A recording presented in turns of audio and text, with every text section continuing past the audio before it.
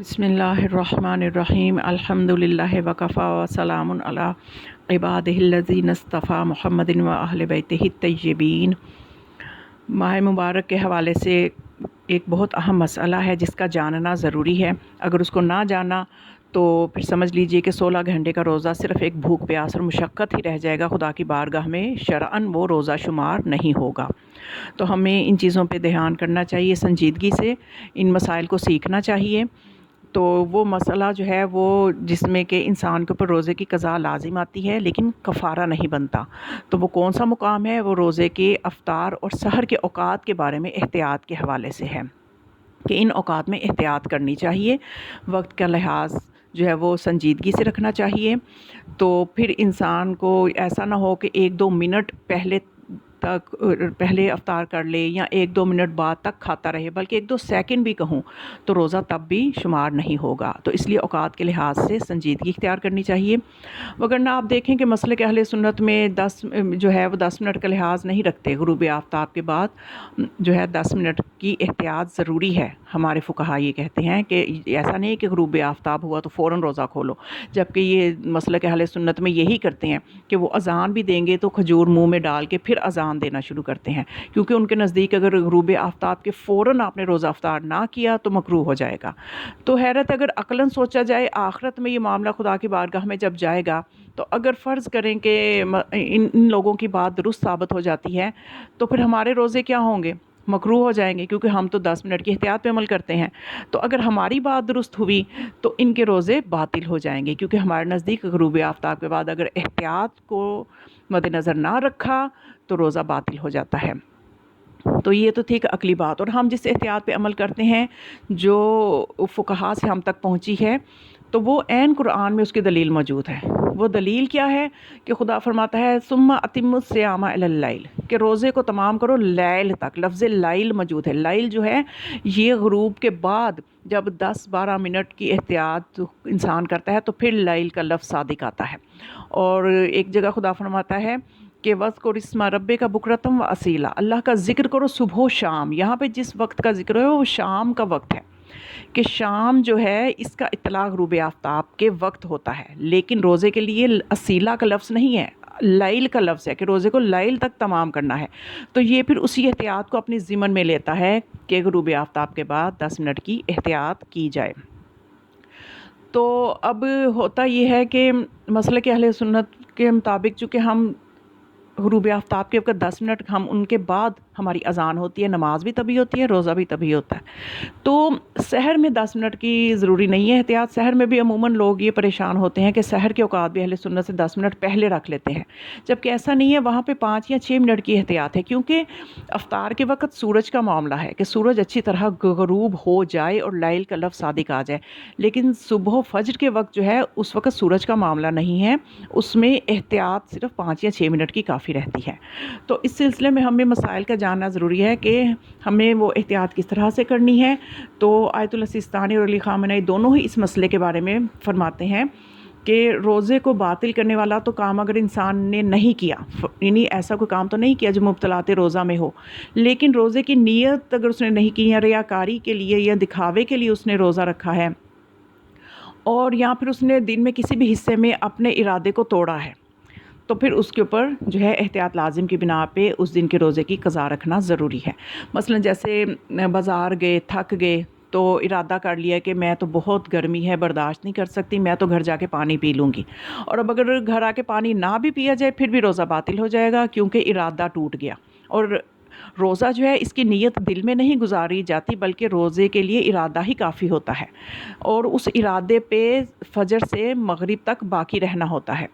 تو اگر اس درمیان میں وہ دوام ٹوٹ گیا، کسی بھی وقت نیت کر لی کہ میں تو فلاں کام یہ کر لوں گی کہ جو روزے کو باطل کرتا ہے، تو چاہے وہ کام نہ بھی کیا ہو تو روزہ اس ارادے کے ٹوٹنے سے ہی باطل ہو جاتا ہے۔ تو اس لیے ایسی باتیں سوچنے سے، کرنے سے، ایسی باتوں کا ارادہ کرنے سے احتیاط کریں جو روزے کو باطل کرتی ہیں۔ اور اس کے علاوہ یہ کہ انسان کو آیت اللہ سیستانی اور علی خامنئی فرماتے ہیں کہ ایک شخص جس کو معلوم نہیں کہ صبح ہوئی کہ نہیں، کسی انسان کے کہنے پہ کہ ابھی سحری کا وقت نہیں ہوا اور روزے کو باطل کرنے والا کوئی کام انجام دیتا ہے، یعنی کھاتا رہتا ہے، اور بعد میں پتہ چلتا ہے کہ اس نے جو کھایا پیا ہے اس وقت فجر ہو چکی تھی، تو اس صورت میں اس شخص پہ اس روزے کی قضا ہوگی۔ اور اسی طرح سے چونکہ اس نے تحقیق نہیں کی، کسی کے کہنے پہ اس نے عمل کر لیا، یا کسی نے مذاق اس کے ساتھ کیا، یا کوئی وہ قابل اعتبار شخص نہیں تھا تو اس نے کھاتا پیتا رہا، تو اس کا روزہ جو ہے وہ اس طرح اس پہ قضا ہو جائے گی۔ انسان کو چاہیے کہ وہ اپنی جو گھڑی کا وقت ہے اس کو معیار، جو اس علاقے کا معیاری وقت ہے اس سے ملائے، تحقیق کرے۔ اگر اس نے دیکھا، تحقیق کرے گا اگر وہ کہ اس کا گھڑی کا وقت بھی ٹھیک ہے، تو اس نے افق پہ جا کے نگاہ کی، تب بھی اسے لگا کہ سحری کا وقت ابھی باقی ہے، تو اس طرح تحقیق کر کے اگر وہ کھاتا پیتا رہا، لیکن بعد میں پتہ چلا کہ اس نے جو تحقیق کی تھی وہ غلط تھی، وہ وقت سحر جو ہے وہ ہو چکا تھا، تو پھر اس کے اوپر قضا جو ہے وہ لازم نہیں آئے گی، کیونکہ اس نے تحقیق کی تھی، سنجیدگی سے اس مسئلے کو لیا تھا۔ تو جو بندہ سنجیدگی سے نہیں لیتا، اپنی گھڑی کے وقت کو نہیں دیکھتا، کیونکہ عموماً گھڑیوں کے اوقات جو ہیں وہ آگے پیچھے ہوتے ہیں، اس کی گھڑی پیچھے تھی اور وہ کھاتا رہا اور وقت سحر ہو چکا تھا، تو اس نے چونکہ صحیح سیریس نہیں لیا، تحقیق نہیں کی، تو اس پہ قضا لازم آئے گی۔ اس لیے امساک کا کہتے ہیں ہمارے علماء کہ امساک کریں، سحری کے وقت بھی آپ روزے کے بتائی ہوئی وقت جو ہے اس سے پہلے سحری کا کرنا روک دیں۔ امساک کا مطلب کھانا پینا چھوڑ دیں، رک جائیں مبتلاتے روزہ سے۔ تو اسی طرح سے افطار کے وقت بھی احتیاط بتاتے ہیں، کیونکہ گھڑیوں کے اوقات کی کوئی بعض کو سمجھ نہیں آتی ہیں، اس طرح سے اپنے روزے کو بچانے کے لیے احتیاط جو ہے وہ بہتر ہے۔ تو اسی طرح سے اگر کوئی شخص منہ میں پانی کو گھماتا ہے اور بے اختیار اندر چلا جاتا ہے، تو دونوں آیت اللہ سیستانی اور رہبر کے نزدیک اس کی قضا کرے گا۔ البتہ بھول جائے کہ روزے سے ہے اور پانی اندر چلا جائے تو اس کا روزہ صحیح ہے، اس پہ قضا نہیں ہوگی۔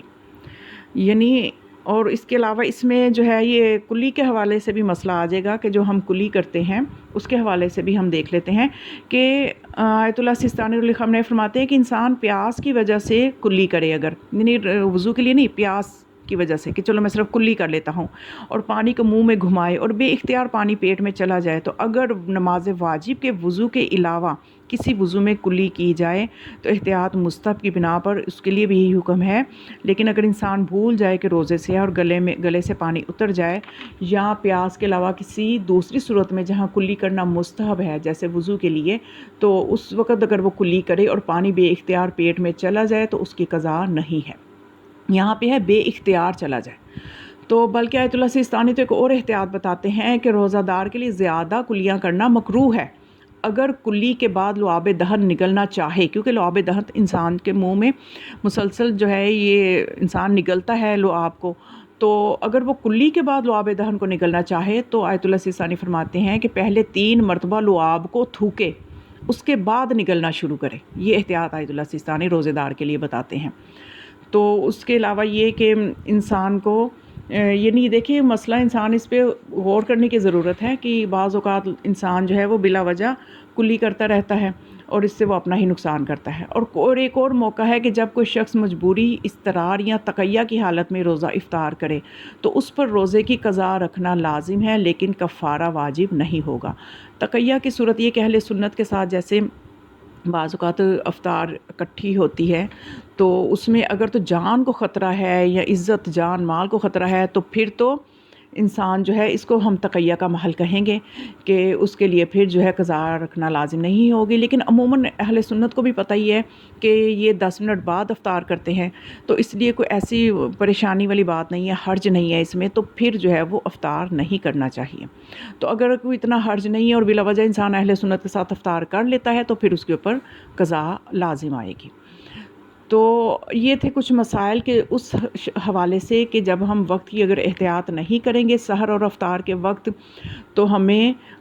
جو ہے یہ روزہ ہمارے لیے جو 16 گھنٹے کی 15 گھنٹے کی جو محنت ہے وہ ہماری رائے گاہ جا سکتی ہے۔ تو ہمیں ان مسائل پہ غور کرنا چاہیے اور اپنی عبادتوں کو محفوظ کرنا چاہیے تاکہ روز محشر جو ہے ہماری عبادتیں جو ہیں درجہ کمال کو ہوں اور خدا ہمیں حقیقی معرفت عطا فرمائے علوم محمد و آل محمد علیہ السلام کی۔ اما علیہ الا البلاغ، والسلام علیکم ورحمۃ اللہ وبرکاتہ۔